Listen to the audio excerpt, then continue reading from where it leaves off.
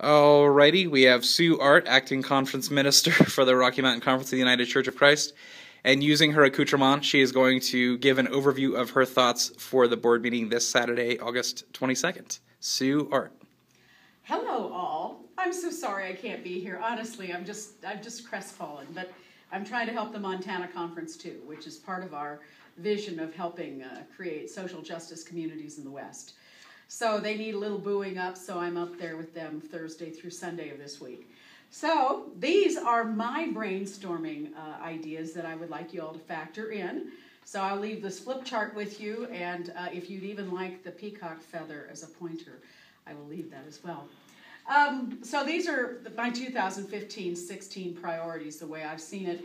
And I wanted to just explain that I've developed a chart where I've put one half, which is still what I consider the interim work that we're finishing, and then pieces that stretch out into the future for the Rocky Mountain Conference.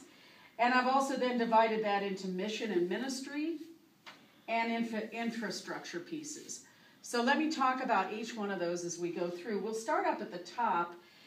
One of the things that we knew from the day that I got here, essentially, is that we had some concerns with outdoor ministry and La Foret. And so we really need to do what I think is coming up as a La Foret Summit. It is to discuss with the stakeholders of La Foret, this is not just the board, but the stakeholders, the entire conference, what we want to do in mission and ministry with La Foret and outdoor ministries as a whole. This is a large conversation that we've been working at the edges on in La Foret board for a while now. And John and Rebecca have also said that they might be able to be available for a retreat that La Foret board is having in mid-September. So by our September 26th meeting, I think we will have some additional fleshing out of what this could look like. My objective for this is in first quarter 2016 to actually put out a call to all stakeholders in the conference who are interested in talking about La Foret, how we use that facility, and the overall purpose it holds in the Rocky Mountain Conference to figure out what comes next for La Foret. So that's this first piece, the La Foret Outdoor Ministry Summit. The second one is tied very closely with this, which is Clergy Priorities. Tamara spends close to 6 months of the year sponsoring, designing, ensuring the well-being of our camping program, our outdoor ministry programs, and we need to talk about whether this is where we want to put the clergy priorities. This has also been another piece that we've talked about since the time I came in this interim phase. So it's time that we talk about how we use the clergy time. Right now we have 2 clergy, myself and Tamara, and we've always talked about whether there was need for others. So that's this piece. Moving into the future with mission and ministry, coming out of our annual meeting, we sent you a packet of the mission seeds, and each one of them I numbered at the top, 1A, 1B, 2A, 2B.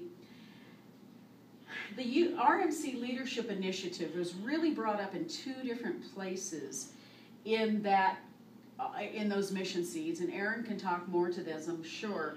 Number 2 and number 5. Number 2 was called Conference Leadership Developer, and number 5 was the Leadership Initiative or Institute. And both of these are kind of coming at the same angle of wanting to develop great clergy and lay leadership within the conference. I think this is a leading edge for us to take not only within the conference but within the entire UCC, and us become a gravitational point, putting Rocky Mountain Conference on the map and being able to be the institute for the entire UCC on fine leadership practices. Very important initiative.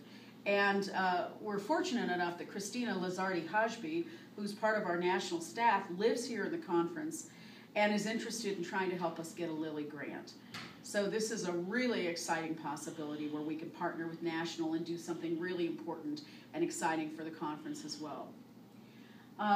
Also, the Social Justice Voice, which is the initiative that Ann Dunlap has brought forward. It's number 10 in your Mission Seeds packet, and I know there have been other papers that have been sent out for you.